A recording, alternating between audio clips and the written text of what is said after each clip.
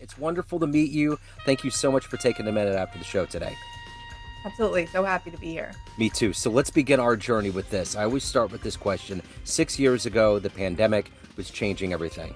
How did you get through that COVID era, and how has it changed the way that you work and live today?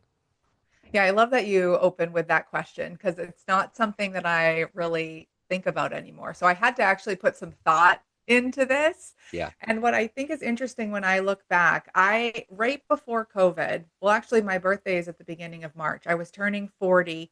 I was supposed to go to New York City with girlfriends and see a couple shows, and everything got shut down. And my birthday, my 40th birthday got canceled. So that's how it started for me. Mm, But when it comes to my job, I was really at this place where I was actually, this kind of goes into my story. Like, I'd worked at a company for 15 years, a corporate company, and it was like a good place to work. I learned a lot about leadership in corporate America, but I just wasn't fulfilled. I always felt like I was supposed to be doing something more. And so right before COVID started, I went back to school for IO psychology because I always really liked learning about like the people side of work and what motivates people and leadership. But I had to start with just like pre-req classes. So I was taking some like statistics class, that I really wasn't interested in. yeah. And then COVID hit, and I had to keep taking the statistic class now from home at the desk set up in the corner of my bedroom with my children home. And I was like, this is just too much. I can't do this right now. Yeah. So I ended up stopping that, but still kind of felt like I'm supposed to be doing something else. So I kept researching it. That's when I stumbled upon coaching and life coaching, career coaching, all the different types of coaching. And I eventually, during COVID, ended up enrolling in a coaching program, and that decision changed my life. It always seems like corporate America, whenever I talk to most people, it's almost like fast food. It never really fills you up. You always feel a little bit empty. You know it's going to hurt you. It's like Yeah. all of that goes through your head. You know there's something better out there to ingest. And it just seems like we all get caught up in, pensions and bills and kids and all these things. And we need kind of this flashlight in a dark room to say, hey, there's another way. Yeah, I love that. It's there, you need to eat something. Uh-huh. It's food on the table. It's convenient. Yep. No one's really offering you anything better. It takes a lot of work to figure out what else to eat. I Yep. love that. Yeah, absolutely. So let me ask you this. If we had to boil down what you do on a daily basis right now, I'm going to put you in front of 13-year-olds at career day. One of the kids wants to know what you do for a living. How do you make your day job make sense to their brains? So I would say that I help people understand what goes on inside of their bodies during a workday and how what happens, that the science of how our bodies work, how that actually affects us and affects our behavior during work. Because if we understand that, we can change our behavior. I remember the first time corporate America frightened me. I was working in a marketing department at an architectural engineering firm. And at one point, someone pulled me aside and said, everybody in your department is completely on medicine for ulcers and they're absolutely stressed out. And I was like, really? Like that was my first like light bulb that went off where it was like that. I mean, I understand you need to work, you need to have a job, but that was the moment that frightened me. I was like getting to that point where, so your level of biometrics breaks all of that down and can definitively define what is making you, why it's either good or bad for you. So I look at it from a trauma perspective. So I'm ICF certified somatic trauma informed coach. So I've learned a lot about trauma and the nervous system and the brain and how these responses come up for us. I've also work in HR and leadership and career coaching. And so I've studied employment systems and like how it actually works. Like, Yeah. who really has the power here? How do we navigate this situation? It all boils down to risk. So now the work that I do, why I work with people specifically for the workplace, not only because I had my own traumatic experience in the workplace that was really difficult for me, but understanding how the system works, plus what's going on inside of your body and kind of what's driving that is really, I think, the missing piece that a lot of people need. So, what did you want to be when you were 13? What was your dream job? An American Gladiator. Okay, awesome. Did you watch that special, that movie they made? I did. Yeah, it's wild. Like all of Yeah. these exposés of these shows are coming out, and we had no idea on the back end, like Yeah. what was boiling and brimming below the surface. Yeah. It's funny though, because now when I think about that, I'm like, but I did watch them and they were so tough and they Yeah, were strong and they were competitive and they didn't take any shit. yeah. And so even as like a young child, I knew that that's kind of like who I wanted to be. Well, I even think about that with wrestling. Even though we knew there was this element of stagery that was going on with it, they still all presented this level of swagger, this Mm. whole thing that made the hero walk so undeniable. But now on the back end, we're looking at people like Hulk Hogan and other things that are happening, and it's like, wow, it's just the smoke and mirrors just kind of goes away really quick when one of those stories really comes out in earnest. Yeah, and I actually feel like I'm someone right now who's in my everything is a scam era. And I think that that kind of goes into it. Like at some point in your life, not everybody, but some of us start to like wake up to how like what we've been told and what we see on the surface is not the whole story. So like everything that you're saying is a great example there. It's the same thing with workplace systems. Like that's really how I think about it. What we've been told about work, how to pick your career, how to be a good employee. Like it's deeper than that. There's stuff going on behind the curtain that I think we should be talking about more. I think that's the reason why Me Too was a movement that worked so well in the beginning, but then it became this thing where people glorified the downfall. Like America had this mentality where it's like we have to do the right thing. These people that are doing villainous things have to they have to be put in a court and we have to make sure they don't do it anymore. But now it's like it's almost reversed and turned into this weird thing. But yeah, it's like everything that we see, and now we have AI. And I have a son that like gets on. He's on the spectrum, so he'll get on, and there's these fake press conferences with basketball players, and I'm like, no, no, no, that's not Oh. real. So now we have to add that element of really like real looking things that are swaying the young minds to believing things that aren't true. Yeah, and so much of our, how we feel safe in our body comes down to can we trust our own judgment? Yeah. You know, like that's why gaslighting is so powerful because it makes you question your own reality. Uh-huh. And so, yeah, I've never really thought about this before, but if you think about it, like all of the AI stuff that's out there, all the fake news, all that, you can't even really go on TikTok and be like, you're like, wow, look at this story. And then you're like, oh, wait, I don't even know if this is real or not. So I don't even really know what to think about it. And we're just surrounded by it. Well, and without getting too political or even getting into lines, everything that comes out of DC is just an absolute facade of things that just don't exist. That's not true. The kids are learning ways of dealing with people that aren't healthy. Like all of that, like from the top down, it's like we just have to I almost feel like we have to start over. Some days it's like, what are we doing here? Why can't we just be genuine about what we're doing? I mean, I don't know. There seemed to be an era, and I don't want to sound like the old guy in the room, where there was some levels, there was tentacles of truth that went into what we're even with the dismantling of 60 Minutes right now. Of all institutions, of all things that walked on sacred ground, journalism, it's becoming this thing that's getting poisoned right now.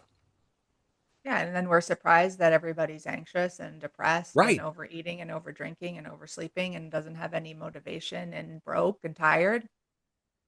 And then I talk to people from around the world, like Sweden and Finland. I'm like, what's your take on what's going on? And they're all like, man, we it's like a circus. They're just like waiting to see what the next thing is, but they're in this world, this insulated world of just not dealing with all of this. So with what you're doing, even so just add on top of you're not really happy with your destiny and dreams and your job, add everything else that we ingest in the news cycle, and that just has to compound everything.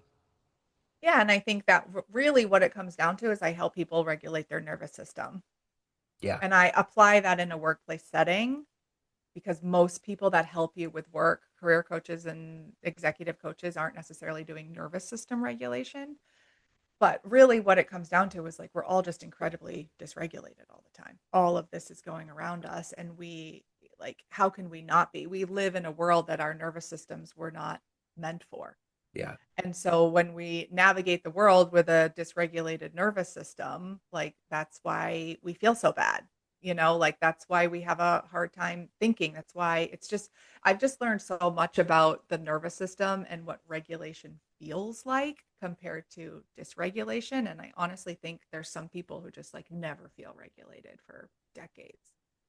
There's so much noise. There is a viral quote from Mr. Rogers, and he said, I just want it to be quiet. I want Mm. those quiet times. And I think that's what we're missing between the proverbial news cycle and everything else that's going on around us, because there's so many things that if we can bring that quiet in. I think that was one of the things about COVID.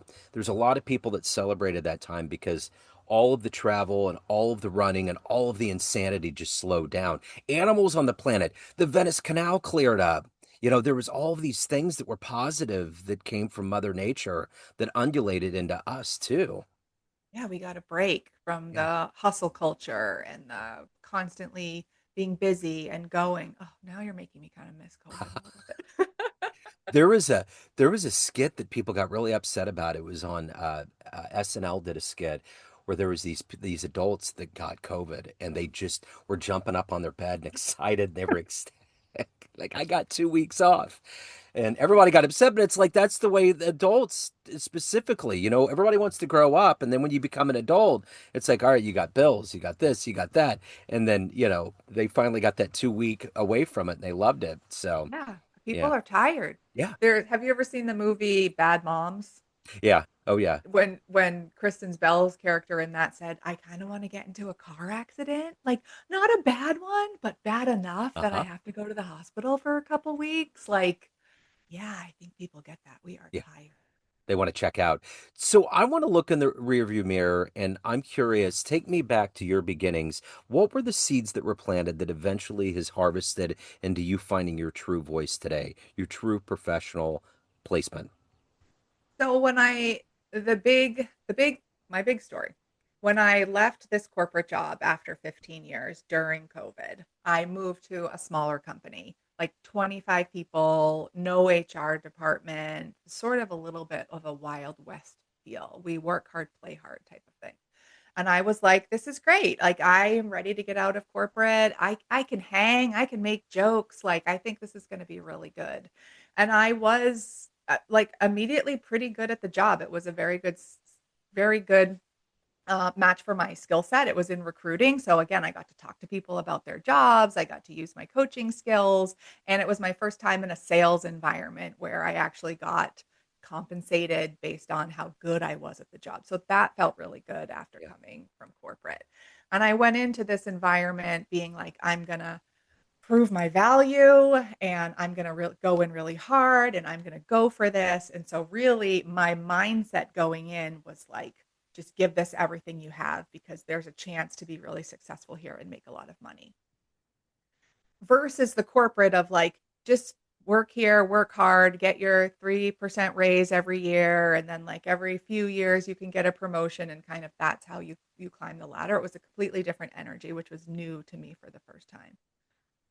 What ended up happening is my male boss was emotionally abusive, very covertly emotionally abusive. So I didn't really know that it was emotional abuse because it really presented as like favoritism. And, over time, he would stop by my desk once a day and then it became 3 times a day, then it became 10 times a day, and then group messages would just go to me, and then that was happening 10 times a day, and then he was texting me outside of work, and then it was just like things like that that just like over time. But because I had gone in so like I'm going to be successful here, I was kind of like, I can handle this, I can handle this. um and then there was some love bombing that came around that came with that too. Like, you're so good. Where have you been? This has been your home all along. You're such a good culture fit. And like, for somebody that had just spent 15 years trying to figure out, like, where do I belong? Yeah. It was really everything that I wanted to hear. And so it kind of just, it was kind of just this perfect storm until eventually I really started to get to the point where I did start to notice it in my body. Like, okay, I'm, starting to cry a lot. Like, I'm sitting in my car for 5 minutes before I go into the building because I need to just like calm myself down. Like, I have an upset stomach a lot. Like, this is not feeling okay to me. Hmm. Like, we are not in a relationship. He is my boss. And so eventually it ended up getting reported to the CEO, who pulled me into a conference room. And so, in talking to him, his first response was, "Do you still want to work here?" And I was like, "Yeah, of course I want to work here. Like, where am I going to go? This is the job. I've been doing everything. I've been missing my kids' baseball games to like make sure that I am successful here. Like, what do you mean, do I want to work here anymore?" And he's like, "Well, because if you don't, like, we'll help you transition out and we'll pay you." And in that moment, I realized, like, oh, they want me gone. Like, they're not really concerned. This is how I felt, that they weren't really concerned with like what I was actually experiencing. It was more about just getting rid of me so that this could go away. And so that felt, like I was dismissed and I was minimized. And it ended up triggering a trauma response. 20 years prior, I had been sexually assaulted by a coworker, and I went to the police and they sent me away without even taking a statement. Wow. And so that had been living in my body for 20 years. And in that moment, my body really made the connection between like some sort of abuse and then going to an authority figure and a system that I thought was going to take care of me, which is really what had happened before. My body made the connection between these two experiences, and I had a very physical reaction. I started really shaking. Like, the energy kind of just became too much. I ended up having to leave the conference room, go to the bathroom, cried for 10 minutes, and then when I left the building, I really felt physically damaged, like, and I was kind of like, what like, what was that? Like, Yeah. what just happened to me? And then that led me on my journey to start studying trauma, because that's what it was trauma. So, yeah, ultimately, at the end of the day, that has to take a lot of courage to get to a point where you walk away and now you're helping people not go through that. You're the one that's going to be the preventative blocker, hopefully, that allows somebody to not live that experience. I mean, I work with organizations to try to prevent that as much as I can on their side, because I do think trauma informed leadership should be something that we talk about more. Like, there's trauma informed schools, there's trauma informed workplaces. We should have trauma informed, or there's trauma informed healthcare. I was going to say we should have trauma informed workplaces. Like, I think this is something that all leaders should be learning about. Having said that, there's always going to be bad leaders out there. There's always going to be abusive leaders. And so I can't necessarily prevent this from happening. As we just said, with everything that goes on in the world, bad things happen to people, and they happen in workplaces every single day. There's harassment, there's discrimination, there's hostile work environments. Like, workplaces are a mess a lot of the times, and people are very damaged. What I want to do, though, is support people while they're going through that. Because when I was experiencing that, everyone just said, quit your job and go to therapy. Like, those were the only options. And telling somebody who's at an abusive workplace to just quit their job is the Yeah. same thing as telling somebody who's in an abusive relationship, just leave. Yeah. We know that's not the answer. Hmm. And so I really needed support to help me understand what was that physically, again, like, what was physically going on inside my body? What's the science behind that? Why did my brain react the way that it did? How did that manifest into these behaviors? What was that energy? Like, all of that I learned on my own after the fact. And then also from the employment side, like, well, what should I have done? Should I have documented it? Should I have said it in a different way? Should I have said nothing? And like, what should I have done? And I wouldn't get either of those things from just quitting my job and going to therapy. So that's what I want to do now is help people that are in those types of situations. And I think that the culture that's come out of Washington with toxic masculinity, all of this rescinding of rights for women, none of that's helping anything. None of it is. And it's bad. It's like there's a lot of things that can start from the top down, and we are definitely in a dark period right now where things need to change because all of that will come into the workplace and all of that will become the prevailing mentality. Yeah, and that's kind of one of the things that I work with people on is like, yes, all of that needs to change, but that we don't have control over that right Yeah. now. Yeah. So what we do have control over is regulating our own nervous system and figuring out how we want to show up at work and how much of ourselves we want to give and what's the mentality that we want to bring and what are we going to do when we're triggered at work. And yeah, all of that, everything needs to change. But when we focus so much on that and what's wrong with the world and all of these external factors, we end up giving away our power more than we Yeah. want to. And I help people, no, no, no, block that out, bring this in, and let's focus on how you actually change the way that you feel. Like, let's remove the noise inside of you. Let's have it so you feel peace in your body, because then your experience is different. So who's been your hero? Who's been your inspirational force in your life?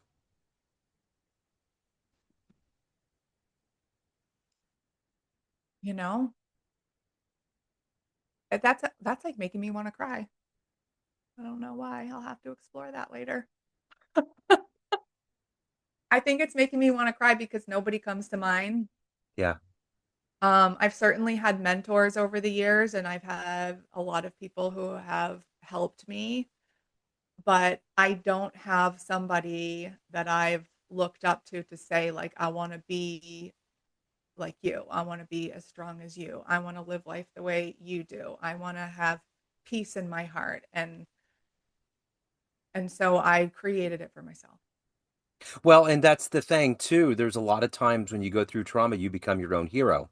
That's a very, very strong narrative. So let me ask you this. If you can meet anybody on the planet right now, whether they're in business or entertainment or otherwise, that's overcome, that exemplifies things that you admire, who'd you love to sit down and have a lunch with that might help you on your journey with what you're doing? For that, I would say Carolyn. No, I changed my mind. Well, two people came up. Carolyn Okay. Swanson is the woman who taught my trauma class. So she's based in the UK, and she taught me everything I know about trauma. And narcissism. So she's amazing. I would love to sit down with her. But as I was saying that, I read a book called Know by Name by Chanel Miller. She is the woman who was sexually assaulted by Brock Turner, the Stanford swimmer Oh behind yeah. disaster, Uh-huh. who got ended up doing 3 months in jail after being convicted of her sexual assault. And she wrote the most beautiful book on her experience. And the thing about trauma is that it is not the event; it's the impact of the event. It's how that it sticks with you. And she told her story so beautifully about how this event, even though she was unconscious at the time, impacted her for years to come. And she told it in such a way that really resonated with my own story and made me heal. Like reading that book helped me heal. You know what? I changed my mind. She's my hero. That's what I was getting ready to say. All of these little vignettes, and sometimes it's just the synapses have to breathe, and then it comes in. Yeah. Yeah. Yeah. I think she's amazing. I think everybody should read that book. So with everything that you've gone through and where you're at right now, if you had a dream tonight and you ran into that 18-year-old version of you and you walked into the room and there was a film projector and you click play and a 60-second highlight reel comes up on the wall, would that young version of you believe that your life turned out this way? Yeah, I think she would. I think she would. Would you have any advice?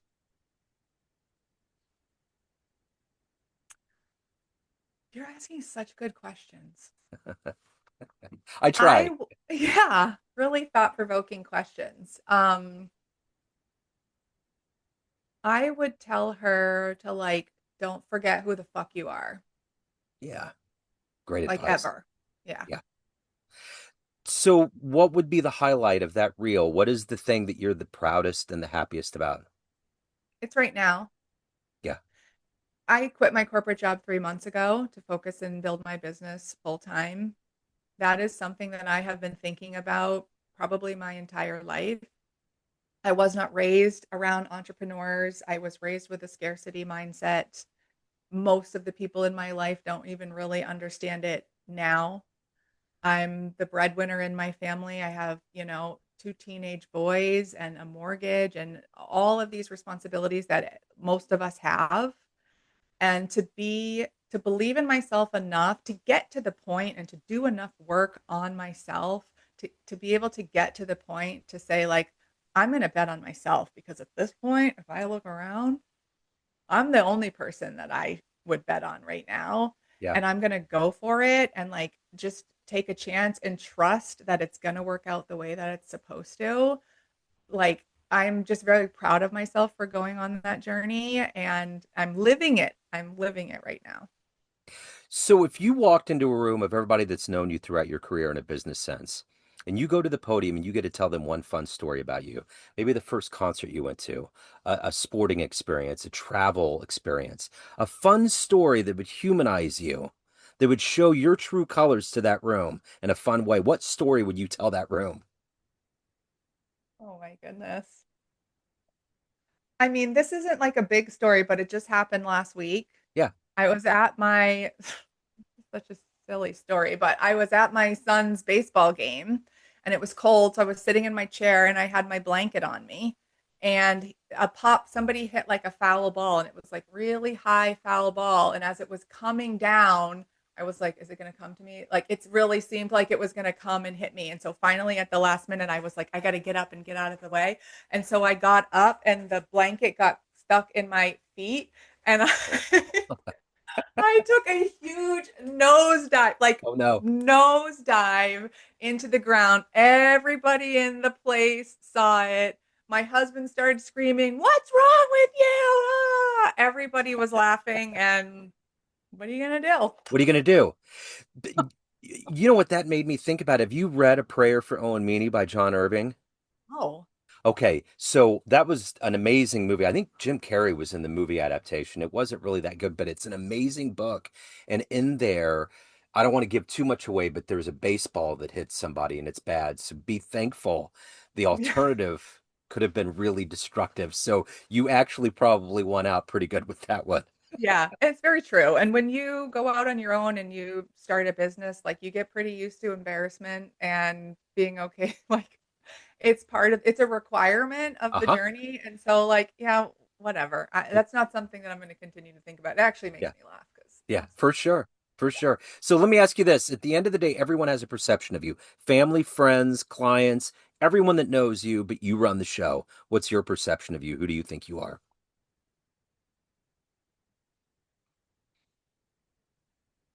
I think other people think the perception is that I'm always strong and confident. And my perception is not that. I do think that I have confidence most of the time, and I do think that I'm a strong person.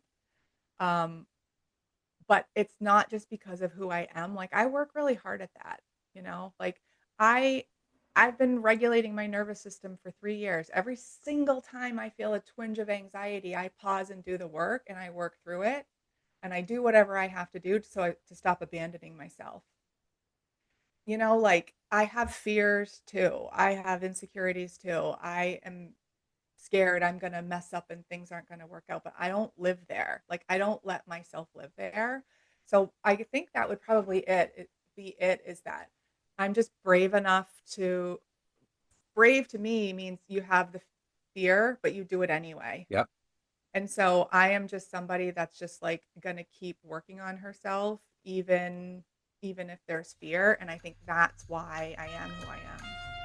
So, Katie, if anyone is ready for the next step, they want to reach out, they have questions, they want to hire you, any of the good business, where do they go? Yeah, check out my website. So my website is workisnotfamily.com. So you can see all of my stuff on there. I offer a free training right now. I do that every week. I do it live. So you can come chat with me about your workplace situation. And that's really best this week. Okay, I will put all these links in the show notes. What a joy. Thank you so much. Thank you for your story. Thank you for opening up.